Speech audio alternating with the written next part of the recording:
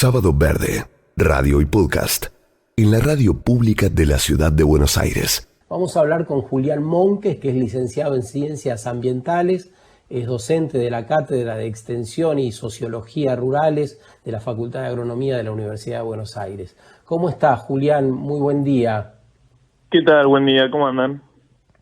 Bien, ya desde la presentación queremos preguntarnos quién puede oponerse a una ley de humedales y quizá convenga ponerle nombre a eso, conocer, ¿no? Sí, son muchos actores, ¿no? Generalmente, bueno, vos comentabas los dos proyectos de ley, que en su momento la discusión, bueno, en el primer proyecto de ley estuvo muy atada al Delta del Paraná, y en el segundo proyecto de ley sí ya tomó un aspecto más nacional, ¿no? Y ahí cuando estamos hablando a nivel nacional, los humedales cubren casi un cuarto de nuestro país, entonces eso los expone a múltiples lobbies, ¿no? Y estoy pensando en la extracción que se hace en las turberas de Tierra del Fuego, el avance inmobiliario en los mallines patagónicos y en el Delta del Paraná, en Berazategui, etcétera, pero también en los salares de altura y la minería de litio que hay en Jujuy. Bueno, y básicamente toda la forestoindustria que hay en el NEA, ¿no? Que se hace sobre humedales. Haces bien en caracterizarlo porque en este 2020 los que ya expresamente han dicho que se van a oponer a la ley son estas organizaciones. Mira, la Federación Agraria Argentina, Confederación Argentina de la Mediana Empresa, la CAME, CONINAGRO, Confederaciones Rurales Argentinas, Sociedad Rural Argentina, Federación Económica de Corrientes, Asociación de Plantadores del Nordeste Argentino, están ligados a las arroceras, Asociación Forestal Argentina, Asociación de Sociedades Rurales de Corrientes y Asociación Correntina de Plantadores de Arroz. Son todas empresas ligadas a la producción de Argentina y habría que replicar esto teniendo en cuenta esas actividades que vos mencionaste a lo largo y ancho del país. Pero esto nos parece, Julián, que está hablando de un sector productivo muy atrasado, que no puede ver la necesidad imperiosa del triple impacto, el ambiente primero, la sociedad y recién después el rédito. ¿Qué pasa ahí? No, me parece que igual vos justamente decías, bueno, estos actores se expresaron. A mí me preocupan más los actores que no se expresan, ¿no? Porque esos son los que operan realmente fuertes sin la necesidad de mostrar la cara. Entonces estos actores, bueno, vos por ejemplo nombrabas a FOA. FOA fue uno de los principales opositores a la primera ley. Sin embargo, en el segundo proyecto, durante el gobierno de Macri, pidieron una ley de humedales, ¿no? Entonces también son estrategias de los actores para, bueno, sentarse en la mesa de discusión y poder, tener una voz, ¿no? En esa discusión. Entonces, ¿cuáles son los argumentos contundentes por lo que necesitamos una ley? Los argumentos contundentes es que ocupa casi un cuarto del territorio nacional, son ecosistemas muy sensibles, muy frágiles, ¿no? Que mínimas alteraciones pueden afectar sus funciones ecológicas y realmente tienen múltiples servicios y bienes ecosistémicos que la humanidad se nutre de ellos y que ante la ausencia de ellos, bueno, quienes pagan las consecuencias son los más vulnerables. Estoy diciendo, por ejemplo, cuando se altera el delta del Paraná y se influye sobre su capacidad de absorber el agua cuando viene una crecida, bueno, termina produciendo inundaciones río abajo, y esas inundaciones son sobre los barrios vulnerables, ¿no? Juan. ¿Qué tal, Julián? Cruz Ruax te saluda. ¿Cómo andas, Cruz? ¿Todo bien? Buen día, bien. También otra de las discusiones que se fue presentando, y esto sucedió en la Comisión de Diputados, en el debate que estuviste presente, el miércoles también sucedió en el Senado, con el debate de un proyecto de ley de otra senadora. Son 6 los proyectos de ley que están dando vueltas, y pareciera que una de las discusiones que se está dando es, bien, tengamos una ley de humedales ya, pero sabemos que el ordenamiento de nuestro territorio, el reconocimiento y la normativa van a llevar años. Están hablando más o menos en los debates de entre 5 y 9 años que podría llevar. En el mientras tanto, ahora que la ley no existe, ¿cuál puede ser una salida para empezar a protegerlos? Porque también te referiste a casi un cuarto del país. Ese territorio frenado, congelado, me imagino que también modificaría demasiado nuestro día a día, nuestra productividad, nuestra actividad. ¿Cuál puede ser una salida inmediata o una solución que se empieza a poner en práctica ahora? Bien, o sea, quiero destacar igualmente que si se aprueba una ley de humedales, hay algunos proyectos de ley que incluyen esta idea de la moratoria, ¿no? Entonces, donde no podrían avanzar sobre los humedales hasta que se haga bien el ordenamiento o, en su caso, la evaluación de impacto ambiental. Me parece que... ¿Eso sería posible políticamente? O sea, quitando lo ideal, digamos, en términos prácticos, ¿eso lo ves factible, lo ves posible? Yo creo que si se expone, digamos, lo que no veo factible es que sea una moratoria que impida la afectación, digamos, o la modificación de los ecosistemas.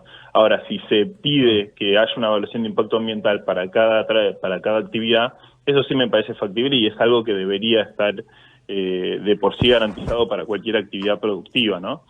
Pero bueno, más allá de eso, yo creo que también un poco lo que decía en el debate es que hay que correr el eje, ¿no? Porque cuando hablamos de los humedales no podemos hablar de que es una cuestión de que hay que, digamos, preservar todos los humedales, ¿no? Porque desde la ecología mismo hay formas de reconocer cuáles son más importantes, entre comillas, ¿no?, que otros. Y me parece que eso hay que hacer un buen ordenamiento para que quede, que haya zonas de preservación, ¿sí?, zonas muy sensibles, muy frágiles que se preserven, pero después lo que hay que hacer es planificar la producción. Y ahí vuelvo a lo que decía Sergio antes, ¿no?, de que hay una cuestión de esta idea de que está atrasado. Para mí es porque falta, digamos, diálogo, falta consenso para entender que no es, digamos, impedir cualquier tipo de producción, sino planificarla. Y sobre todo entender que hay ciertas producciones que no se van a poder hacer, digamos, o que si se hacen tienen que estar muy reguladas y muy planificadas. Y esto es lo que hay una verdadera oposición, digamos, que está cerrado, porque la verdad que, como decías en el arranque también, los humedales están debajo de aquellos emprendimientos inmobiliarios que a veces las personas eligen para vivir o tener una casa de fin de semana. Está muy desvalorizado inclusive el concepto de humedales, porque humedales en el decir popular son zonas bajas y zonas baratas, por lo tanto hay que rellenarlas. Parece que también hay algo de lo conceptual que hace falta cambiar para que todos entendamos la necesidad de preservar, ¿no? Es que sí, porque aparte los emprendimientos inmobiliarios, digamos que, entre comillas, venden la naturaleza, ¿no? Te venden la idea de reconectarse con la naturaleza, volver a lo verde, sí, etcétera. Bueno, no hay nada más lejano a la naturaleza que lo que hacen, digamos, porque de repente rellenan todo, modifican completamente el ecosistema y estás en otro escenario, digamos, ¿no? Y esos lugares no se inundan nunca, porque los elevan de una forma que los que se inundan son los que están al lado, que generalmente son barrios más vulnerables. Entonces ahí sí me parece que hay una cuestión a distinguir o a marcar una línea roja, ¿no? Me parece que hay ciertas actividades que no son en absoluto necesarias y que tienen impactos muy grandes como esta, y hay otras que se podrían hacer bien, entre comillas, ¿no? Si fueran planificadas, como por ejemplo la ganadería. Hay muchos manuales de cómo hacer ganadería en humedales de forma que no implique quemar todo o elevar el terreno en gran medida, ¿no? Así es. Ahora, Julián, este debate que se empieza a presentar esta semana, este contexto que pareciera novedoso, ¿se diferencia de verdad de debates anteriores, como mencionaban en el 2016 o en el 2013? Los argumentos en algún punto se reeditan, ¿no? Se resignifican, pero me parece que lo que cambió es el contexto. O sea, incendios hay todos los años, ¿no? Los rosarinos o las rosarinas te comentan que hay incendios todos los años. Este año se fueron particularmente de las manos, aparte llegaron los humos a la ciudad de Rosario y a la ciudad de Buenos Aires, y eso generó también que junto con la cuestión de que hay un mayor movimiento se instale más fuertemente en la agenda, haya más debate público, pero después las organizaciones más o menos dicen lo mismo que siempre, ¿no? De nuestro lado, digamos, y los mismos actores que se oponían se están oponiendo de vuelta. E insisto, digamos, los que se oponían públicamente se están exponiendo públicamente y los que se oponen en las sombras se siguen oponiendo en las sombras, sí, ¿no? Me parece que está quedando además al descubierto la falsa noción de que para atender la pobreza que nos aqueja a los sectores más vulnerables, hay que seguir haciendo las cosas como las hacíamos antes, porque eso nos va a garantizar dólares o nos va a garantizar trabajo, y eso es lo que hay que romper, porque no es cierto además. Seguir haciendo de las cosas del mismo modo nos seguirá empobreciendo, por lo tanto hay que cambiar. Pero a mí la verdad que me preocupa mucho ese bloque de oposición que ha hecho lobby, como vos decís, en muchas veces desde las sombras, que sigue teniendo fortalezas y que no está dispuesto a cambiar en el fondo, por convicciones, por intereses y a veces por ignorancia, ¿no? No, claro, como decís, muchas veces, a ver, podemos discutir, digamos, con esos sectores en algún punto. Me parece ya difícil convencerlos de que piensen de otra manera, pero bueno, justamente para eso está el Estado, ¿no? Para dirimir y generar convivencia, ¿no? ¿Y vos ves que esta vez el Estado tiene una férrea voluntad política de hacerlo? ¿Crees? El gobierno y muchos sectores del gobierno se expusieron públicamente, digamos, en la necesidad. Obviamente tiene sus tensiones, tiene su heterogeneidad. Hay dos proyectos del bloque oficialista. El ministro Cabandier se expuso públicamente. Obviamente falta concertar, ¿no? Que esa me parece que es la palabra clave para cuando hablamos de una ley de humedales. Pues no podemos tener una ley de humedales que solo piense en nosotros, en las organizaciones ambientalistas, ¿no? Porque como decía, es un cuarto del territorio y influyen en muchos actores. Entonces me parece que hay una posibilidad de abrir un diálogo y de generar ciertos consensos, ¿no? Como vos decías al principio, en el 2016 se generaron varios consensos con el sector del agro. Ahora, fíjate que en la discusión en el recinto se agrega un artículo donde se incluyen los salares de altura en función del lobby minero, ¿no? Porque lo agrega incluso una senadora de Jujuy. Entonces, insisto, me parece que incluso con el sector productivo del agro, con algunos sectores, la gran mayoría de hecho, excepto el sector concentrado, se puede generar consenso, se puede generar diálogo y me parece que tenemos que avanzar en ese sentido. Ahora, después hay un sector súper concentrado, minoritario, que va a ser difícil generar un consenso porque solo están pensando en engrosar su bolsillo, digamos.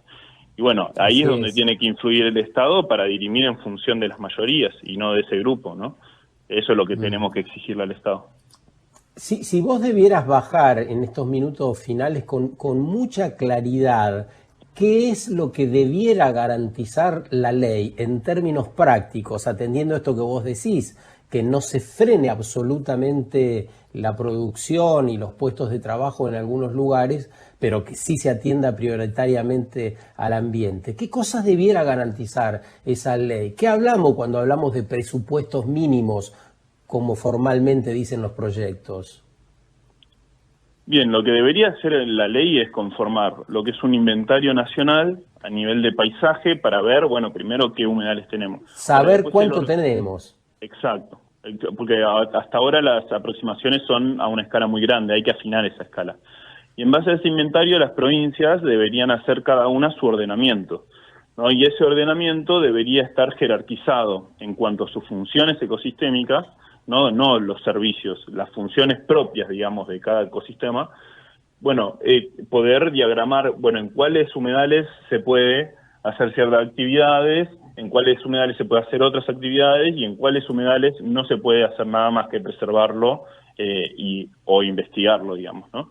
Entonces, me parece que eso es lo mínimo que debería garantizar la ley, ¿no? Para establecer un piso mínimo de criterios de por qué deberíamos conservar algunos humedales y por qué habría que planificar las actividades en otras. Ahora, como decía, me parece que es potestad de cada provincia, bueno, hacer esa jerarquía, ¿no? Porque en definitiva, como dice el artículo 124 de la Constitución Nacional, los recursos son propios, ¿no? Entonces, a nivel nacional la ley... Y hacerlo rápido, hacerlo rápido, Julián. Tenemos como antecedente la ley de glaciares y toda la dificultad que entrañó hacer ese inventario nacional de glaciares. Hoy es básico, cuando la política y la dirigencia dicen que se están ocupando del ambiente, lo primero que hay que hacer es reconocer aquello que tenemos y que hace falta resguardar.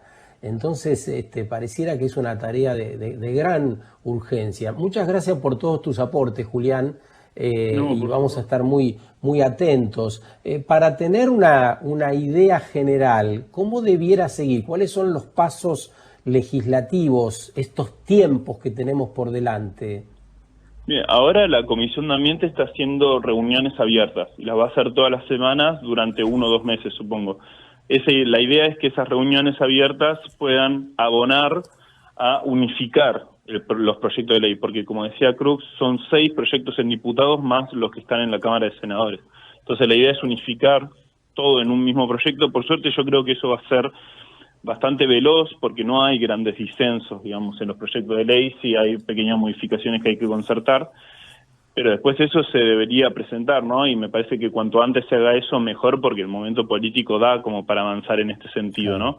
Y recordando, digamos, que justamente, si bien las cámaras eran distintas, la conformación era distinta, donde se trabó la ley las 2 veces fue en la Cámara de Diputados. Entonces, que avance en ese sentido me parece que es positivo.